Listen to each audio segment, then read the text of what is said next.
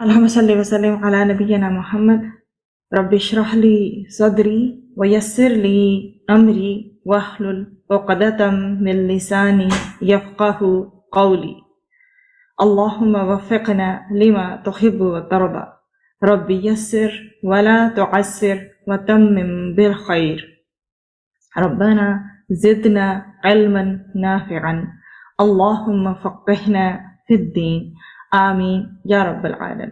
اعوذ باللہ من الشیطان الرجیم فاذکرونی بس یاد کرو مجھے اذکرکم میں یاد کروں گا تمہیں واشکرو لی اور شکر کرو میرا ولا اور نہ تکفرون تم ناشکری کرو میری۔ اس میں جو ہے اللہ سبحانہ و تعالیٰ فرمانے لہٰذا تم مجھے یاد رکھو، میں تمہیں یاد رکھوں گا اور میرا شکر ادا کرو اور میری ناشکری مت کرو۔ اللہ سبحانہ و تعالیٰ نے فاذکرونی کہا کہ تم مجھے یاد رکھو، حکم دیا ہے، اور اس پر ایسے اجر کا وعدہ کیا ہے جس کا انسان تصور بھی نہیں کر سکتا، جو بہترین اجر ہے، اور یہ ہے کہ اذکرکم میں تمہیں یاد رکھوں گا۔ جو اللہ تعالیٰ کا ذکر کرتا ہے اللہ تعالیٰ اس کا ذکر فرماتا ہے۔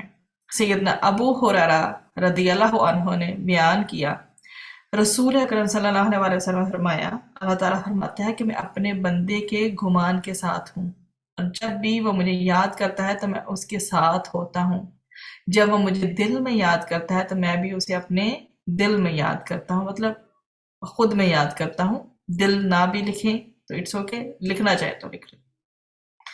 اور جب وہ مجھے مجلس میں یاد کرتا ہے تو میں اس سے بہتر فرشتوں کی مجلس میں یاد کرتا، تو فرشتوں کی مجلس آپ بریکٹ میں لکھیں گے۔ اور اگر وہ مجھ سے ایک بارش قریب ہوتا ہے تو میں اس سے ایک ہاتھ قریب ہو جاتا ہوں، اور جب وہ میری طرف ایک ہاتھ قریب ہوتا ہے تو میں اس کی طرف 2 ہاتھ قریب ہو جاتا ہوں، اور جب وہ میری طرف چلتا ہوا آتا ہے تو میں اس کی طرف دوڑتا ہوا آتا ہوں۔ سبحان اللہ۔ اللہ سبحانہ وتعالی ہمیں توفیق دے کہ ہم جو ہیں وہ اس طرح کے بنے، کہ اللہ سبحانہ وتعالی ہمیں وہ سب عطا کرے جو اس حدیث میں ہے۔ ذکر کرنے سے مراد بیسیکلی کیا ہے؟ ذکر کرنے سے مراد ہر وقت اللہ تعالیٰ کو یاد کرنا ہے، یعنی اس کی حمد، تسبیح، تحلیل، تکبیر کو بلند کرنا ہے۔ اس میں سیدنا ابو خدری جو ہے رضی اللہ عنہ اور سیدنا ابو ہریرہ رضی اللہ عنہ سے روایت کیا ہے کہ ان دونوں نے رسول اکرم صلی اللہ علیہ وسلم کے بارے میں گواہی دی کہ آپ صلی اللہ علیہ وآلہ وسلم نے فرمایا، جب کوئی جماعت اللہ تعالیٰ کا ذکر کرنے کے لیے بیٹھتی ہے تو فرشتے انہیں گھیرے میں لے لیتی ہیں، رحمت انہیں ڈھانک لیتی ہے، ان پر سکون و اطمینان نازل ہوتا ہے، اور اللہ تعالیٰ انہیں اپنے پاس رہنے والوں کے درمیان یاد کرتا ہے۔ مسلم 6855۔ ذکر الہی صرف تسبیح و تحلیل اور تکبیر و تحمید پر ہی ڈپینڈ نہیں کرتی، بلکہ ہر وہ عمل جو قرآن و سنت کے مطابق ہو اور جس میں اللہ تعالیٰ کی اطاعت ہو وہ ذکر الہی ہے۔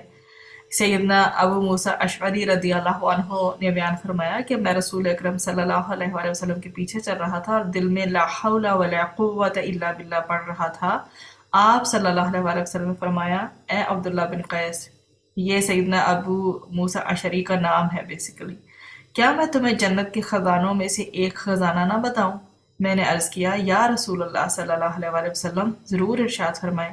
آپ صلی اللہ علیہ وآلہ وسلم نے فرمایا، وہ خزانہ لا حول ولا قوت الا باللہ ہے۔ اور ایک صحابی نے عرض کیا، یا رسول اللہ صلی اللہ علیہ وآلہ وسلم، اسلام کی باتیں تو بہت ہیں، آپ مجھے کوئی ایسی چیز بتائیں جس میں لگا رہوں۔ آپ صلی اللہ علیہ وآلہ وسلم نے فرمایا، تیری زبان ہر وقت اللہ تعالیٰ کی یاد میں تر رہے۔ اسے ترمذی میں ملتی ہے۔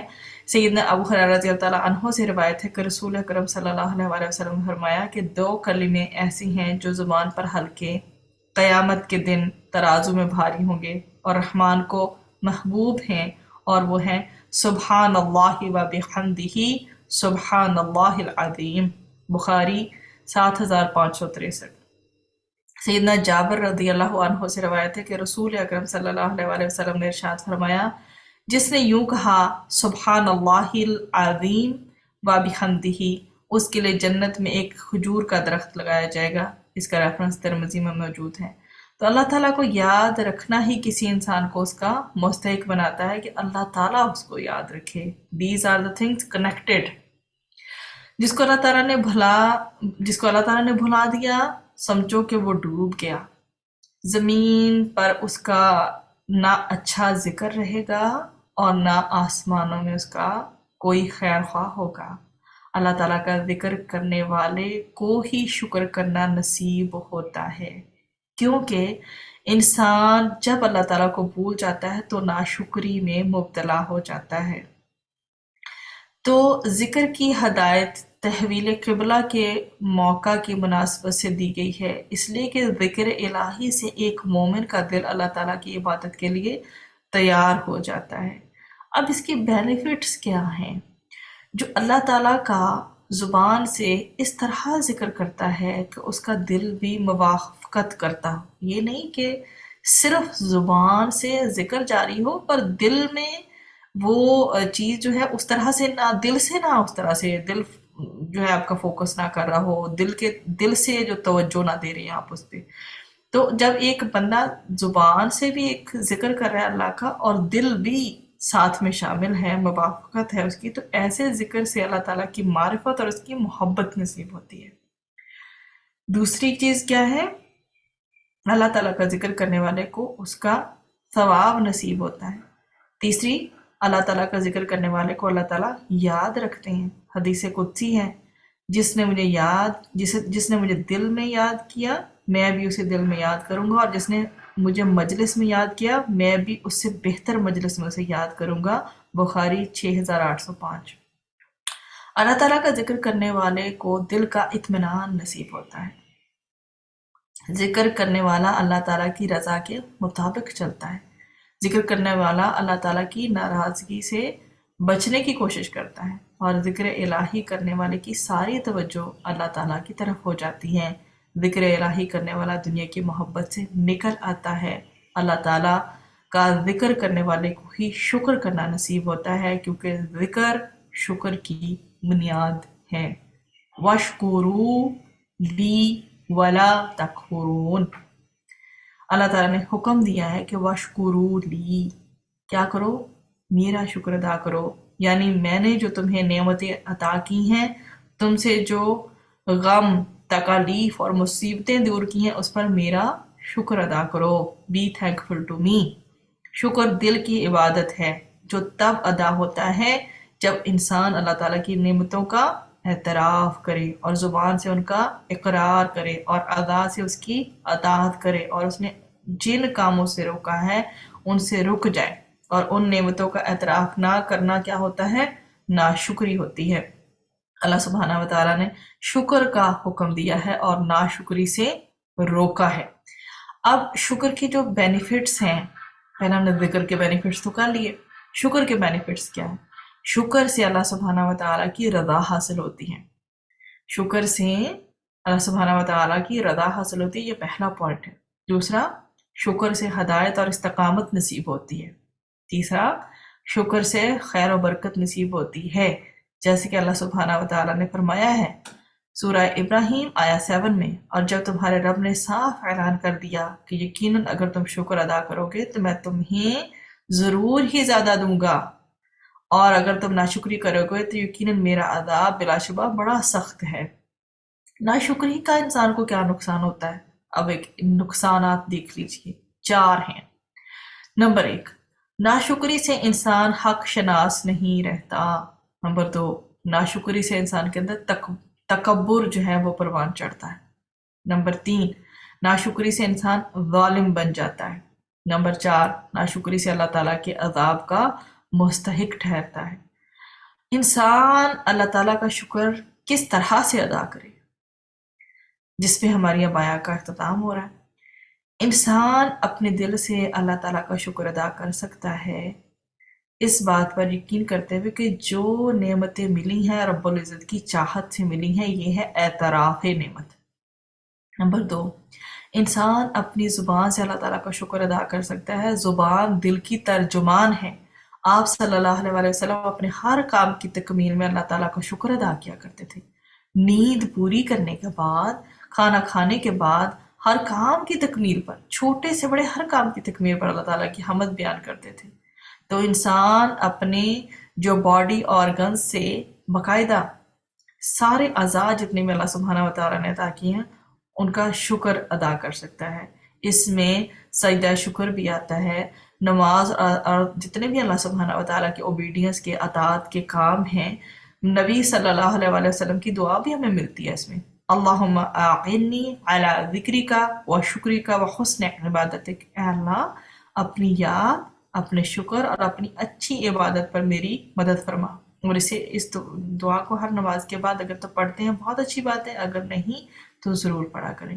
سیدنا مغیرہ رضی اللہ عنہ سے روایت ہے کہ رسول اکرم صلی اللہ علیہ وسلم اتنا لمبا قیام فرماتے یا اتنی لمبی نماز پڑھتے تھے کہ آپ صلی اللہ علیہ وسلم کے قدم مبارک یا پنڈلیاں سوج جاتی۔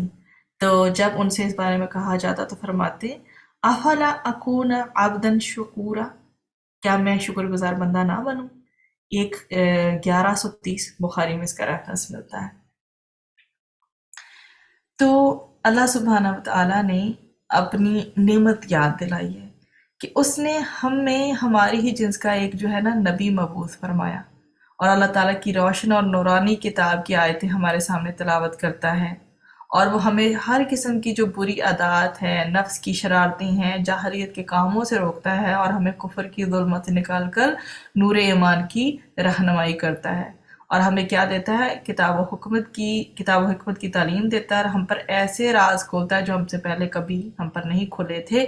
اور بس آپ صلی اللہ علیہ وسلم کی تعلیم و جو تربیت ہے اس سے کیا ہوا تھا؟ جو صدیوں سے چھایا ہوا تھا اندھیرا لوگوں کے اوپر، جو تاریکی میں گرے ہوئے تھے، دنیا کے وہ رہبر اور معلم بن کے، جو ان پڑھ تھے، وہ کیا ہے، وہ کس طرح سے انہوں نے ان کی زندگیوں میں انقلاب آیا۔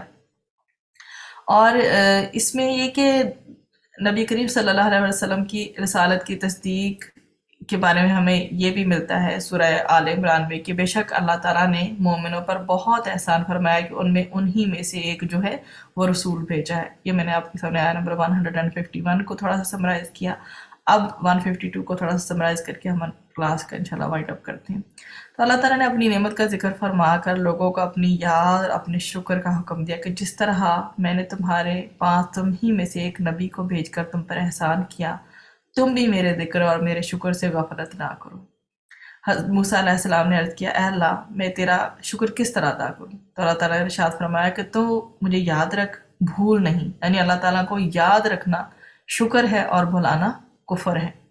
اس میں ہمیں اور بھی مسند احمد میں ملتا ہے کہ ایک حدیث قدسی کہ اس میں حضرت انس رضی اللہ عنہ سے مروی ہے کہ رسول اکرم صلی اللہ علیہ وسلم نے ارشاد فرمایا کہ اللہ عز و جل فرماتا ہے کہ ایک بنی آدم اگر تو مجھے اپنے دل میں یاد کرتا ہے تو میں بھی تجھے اپنے دل میں یاد کرتا ہوں، اگر تو مجھے کسی جماعت میں یاد کرتا ہے تو میں تجھے فرشتوں کی جماعت میں یاد کرتا ہوں، یا یہ فرمایا کہ میں تجھے اس سے بہتر جماعت میں یاد کرتا ہوں، اور اگر تو میری طرف ایک وارث بڑھتا ہے تو میں تیری طرف ایک ہاتھ بڑھتا ہوں، اور اگر تو میری طرف ایک ہاتھ بڑھے گا تو میں تیری طرف 2 ہاتھ بڑھوں گا، اور اگر تو میری طرف چل کر آئے گا تو میں تیری طرف دوڑ کر آؤں گا۔ میں نے آپ کو پہلے ذکر کر دیا، یہ حدیث بخاری شریف کی ہے۔ اس میں ہمیں مزید اس آیت کے معنی میں یہ بھی ملتا ہے کہ جس طرح ہم نے تمہیں ایک قبلہ کی نعمت عطا فرمائی ہے، دوسرے نبی کریم صلی اللہ علیہ وسلم کی بعثت کی نعمت سے نوازا ہے، اس طرح اللہ تعالیٰ کا ذکر بھی ایک نعمت ہے، لہذا ان سب نعمتوں کا شکر ادا کرو تاکہ یہ نعمتیں اور زیادہ ہو جائیں۔ بارک اللہ فیکم، سبحان ربک رب العزت عما یصفون وسلام علی المرسلین والحمد للہ رب العالمین۔